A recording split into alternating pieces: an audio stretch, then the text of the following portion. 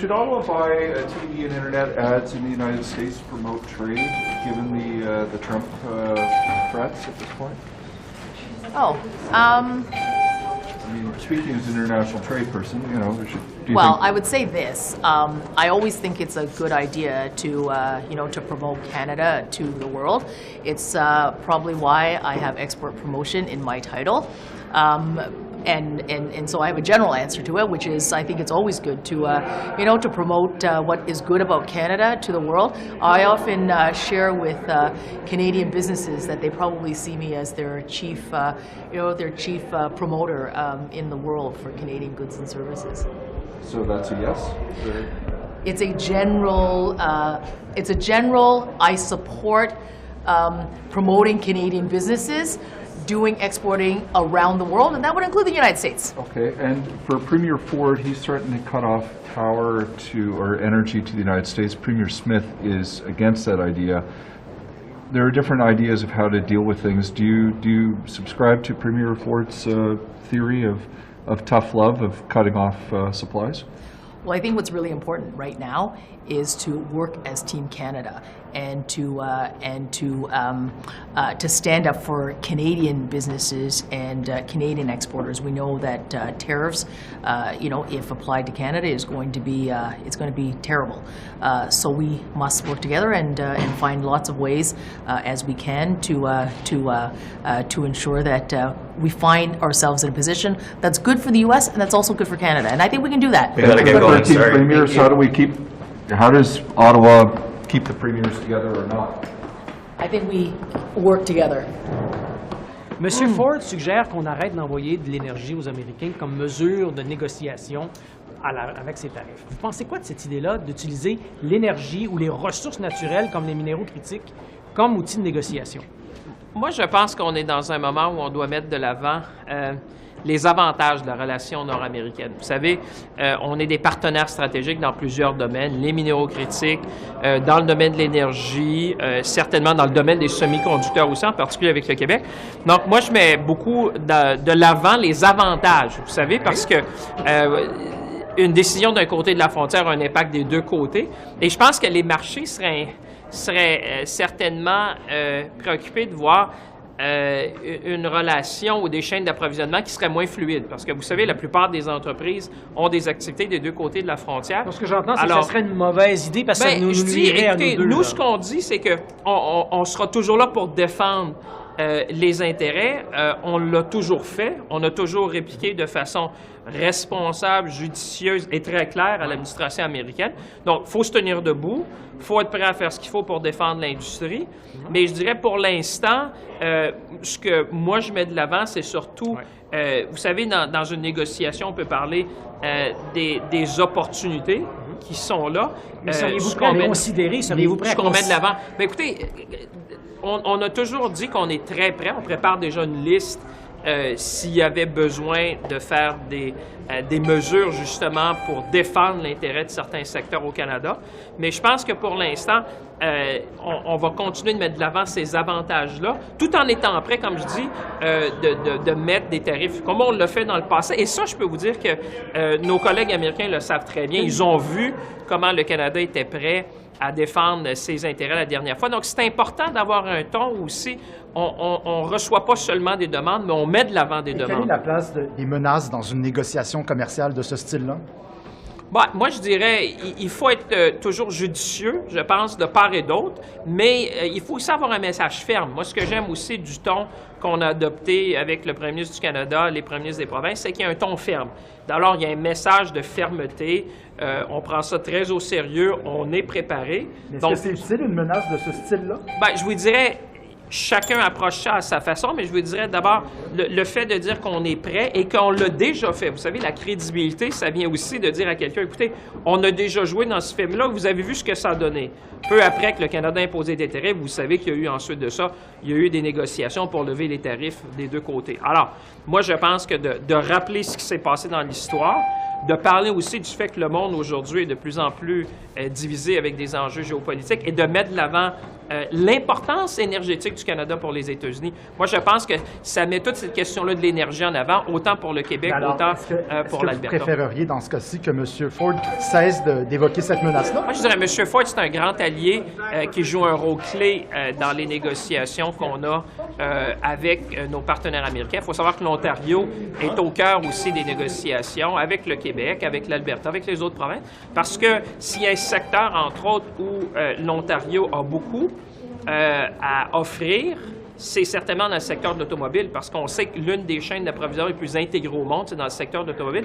Et justement, ce matin, je parlais avec un des PDG d'une des plus grandes sociétés automobiles au monde, américaine, entre autres, qui disait, moi, j'ai toujours dit, on ne peut pas défaire ce qui est naturel. Alors, quelqu'un m'expliquait récemment, vous savez, une rivière, ça coule juste d'un bord. Donc, on ne peut pas empêcher le naturel de continuer. Et là, bien, là-dessus, c'est pour ça que chacun le fait à sa façon. Moi, je pense une position de fermeté, une position très claire, une position très sérieuse, ça aide.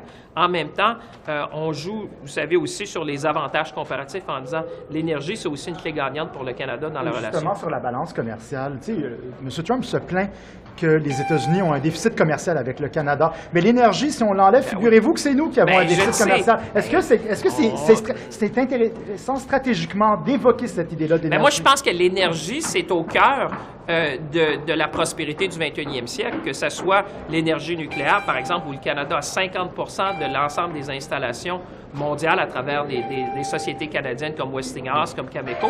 Alors, sur la stratégie de communication. Non, mais c'est ça. Moi, je pense que de mettre l'énergie au cœur, non seulement de dire l'importance de cette relation-là bilatérale, mais aussi de ce qu'on peut faire ensemble. Moi, vous savez, on parlait avec les Américains de sécurité, de résilience de chaîne d'approvisionnement et d'un agenda de croissance. Dans l'agenda de croissance, j'ai souvent dit, regardez ce qu'on peut faire avec les petits réacteurs modulaires, par exemple nucléaires, ce qu'on peut faire avec le nucléaire dans le monde. Donc, il y a même un agenda de croissance où on peut être des champions de l'énergie renouvelable à travers le monde. Merci, messieurs. Un plaisir. Merci d'être arrêté. Merci.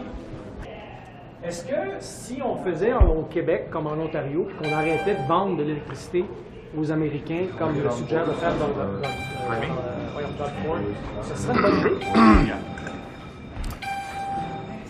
Je pense que vendre notre électricité aux États-Unis est une bonne chose en soi.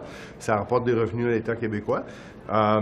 Mais ça pourrait aussi être un moyen de pression face aux Américains. Parce qu'on doit avoir une riposte et montrer notre force face au futur gouvernement Trump qui s'en vient. Hier, on a M. Trump qui suggérait ça et M. Legault qui suggérait de commencer immédiatement une négociation bilatérale avec les États-Unis pour revoir l'ALENA. Vous avez pensé quoi de l'approche de M. Legault dans tout ça? Bien, je pense que toute approche qui va faire en sorte qu'on va être capable de défendre notre économie puis nos emplois est une bonne chose en soi. Puis nous, à la NPD, on va supporter ça. Et on doit utiliser tous les leviers qui sont disponibles. Et dans ces leviers-là, il y a la chaîne d'approvisionnement de plusieurs industries, notamment l'industrie automobile et aussi aéronautique, qui est très importante pour le Québec. Avez-vous l'impression, juste une dernière, avez-vous l'impression que dans une approche équipe Canada, quand vient le temps de négocier avec les États-Unis, le NPD est capable d'avoir son mot à dire? Est-ce que les libéraux vous demandent? Nous, peu importe ce que les libéraux demandent ou pas, on va être là pour maintenir les bons emplois au Québec et au Canada, avec les syndicats, avec les provinces. C'est plus ça ma question. On fait partie de l'équipe pour défendre les bons emplois au Canada, au Québec, puis aussi à Windsor. And if I could borrow you guys just quickly, your Quebec, your Ontario, your NDP MPs, Premier Fury, Premier Legault, Premier Smith are against cutting off power in any way to the United States. Premier Ford is floating the idea. What's your reaction as an Ontario and as a Quebec NDP MP?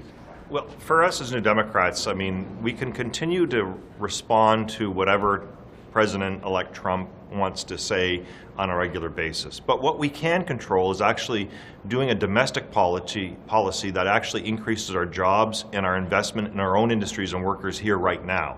So what I would propose is an alternative to having a scattering of different opinions and different ideas about what to do in reacting to whatever Mr. Trump has on any particular day or week, but actually doing a made in Canada and bought in Canada first strategy to actually look at using our natural resources resources, our value-added production and manufacturing and agricultural and also the mineral resource industry to control and increase our capabilities, not only just in the United States in shipping, but also across the world. So we need to go on the offense by protecting workers and including workers now with the strategy. And I got to ask you, how do you get the 13 premiers to play for Team Canada? Premier Legault is facing harsh poll numbers and a possible election in a couple of years. Looks like Premier Ford's about to go soon. How do you create a Team Canada out of that? It's all about jobs. It's all about good unionized job for people in Quebec and in Ontario. Whatever the sector, we are there to defend them and to promote that the federal government go to the offensive and do something about Canada first. Yeah, we can do that through our own domestic procurement, through municipalities, the provinces, the federal government. We can go on the offense with regards to having the jobs, as my colleague has mentioned, not only just protected, but also expanding those jobs using our natural resources, using our capabilities of our workers, and also then increasing their capabilities across shipping in the world, because the value will actually increase with investment and also will decrease in terms of the amount that it costs. And so when Mr. Trump or others are looking at those things, they're going to see more value added than ever before. So again, we have lots of things that are not controllable, be it the premiers, elections, and Mr. Trump on any single day, but what we can control is actually promoting our workers, manufacturing, and the jobs that we have here by using our resources to do so. And that's what the U.S. did with Buy America and Buy American as the specific policies that actually increase that production. And does that include buying ads in U.S. web and TV spots? I mean, again, what I would rather spend money on is making sure that, good example is that clean, safe transit is something that Canadians manufacture and produce right here. So why aren't we using our money and resources to increase those jobs and those capabilities and those efficiencies for productivity?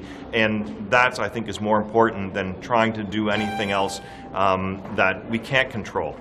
That's just part of the equation. Thank you very much for helping. Merci beaucoup. Thank you.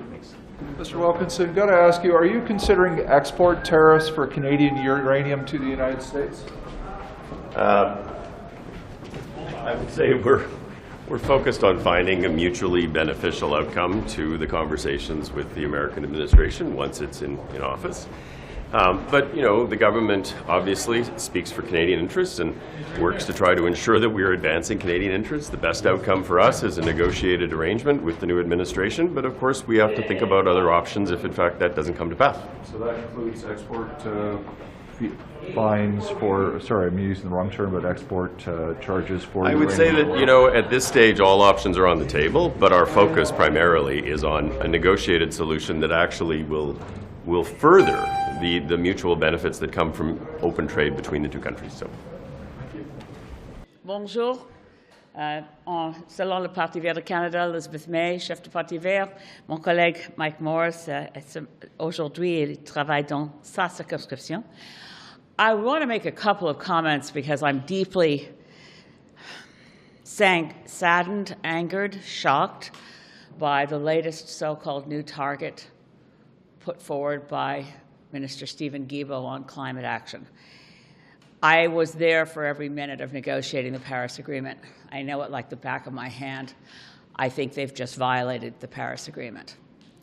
The Paris Agreement calls for every party to the agreement to the UN Framework Convention on Climate Change to put forward a new target every 5 years. And specifically, and if you want to look it up under Article 4, every target put forward by a country must be a progression above its current target. In other words, the targets are referred to in the Paris Agreement as nationally determined contributions. We tabled our first one under Stephen Harper. It took the Liberals years, 7 years in fact, to toughen the target over what Harper had left behind. The last nationally determined contribution put forward, which was put forward under Prime Minister Trudeau's administration, was that Canada would reduce our emissions 40 to 45% below 2005 levels by 2030. We were under enormous pressure at the time by recently elected Joe Biden's administration to go to 50%, the U.S. target, 50% below 2005 by 2030. The most they could push Canada to do was 40 to 45%.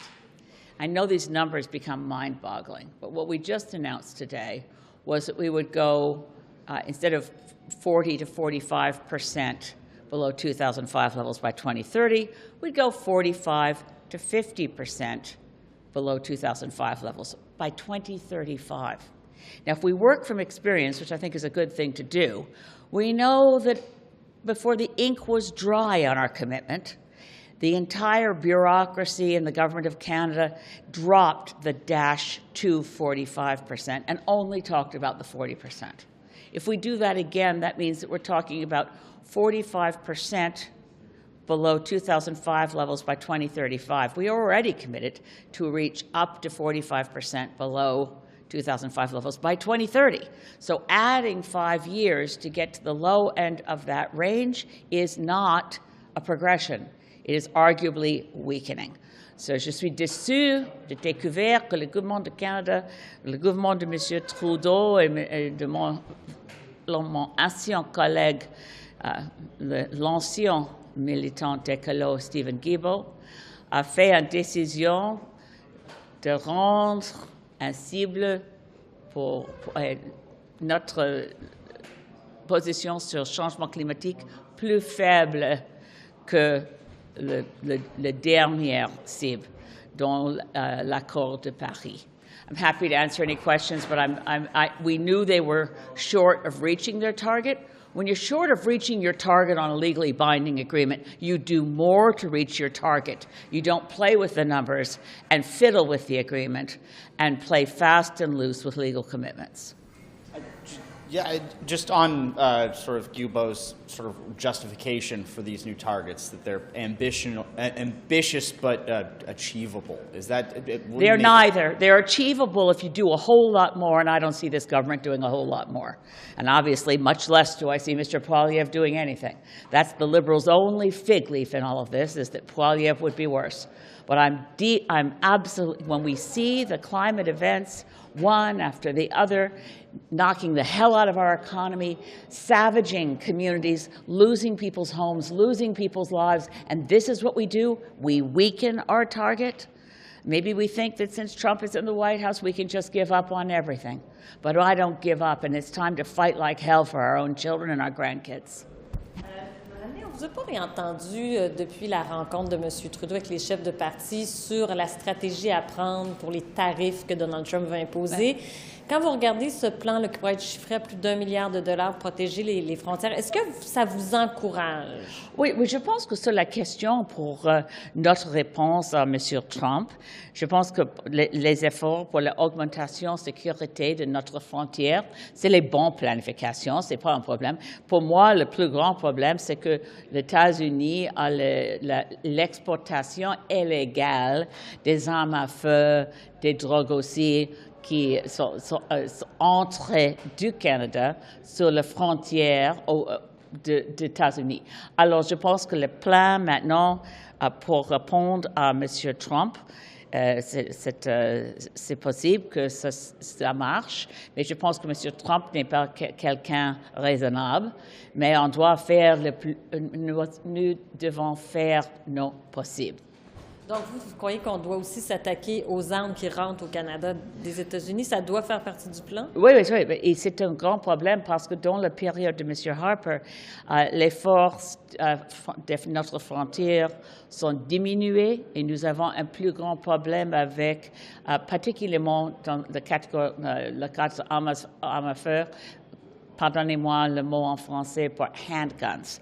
Illegal handguns mostly enter Canada from the United States, and we need to do more to stop that. Under Mr. Harper, he really liked the idea that CBSA agents were there to find and catch people who might not have their complete citizenship organized. There was an increase in deportation of people snatched whose paperwork wasn't right and ship them out. They even had a reality TV show tracking CBSA agents throwing people out of Canada. Je pense que c'est un effort de propagande. Ce n'est pas un vrai effort pour la sécurité pour notre frontière. Mais une frontière a deux forces pour sécurité. La frontière entre les États-Unis et le Canada, les deux pays ont la responsabilité de garder leurs frontières. Les États-Unis, puis aussi le Canada, pour protéger les citoyens de notre deux pays comme voisins, comme bons voisins. Sort of just to keep on the border, coupling this with, I guess, what happened at the leaders' meeting last week, and then what we've seen since the premier's meeting last night with Ford coming out and threatening, I guess, to withhold energy. I don't know if that means hydro, what that means, but and then it should mean oil.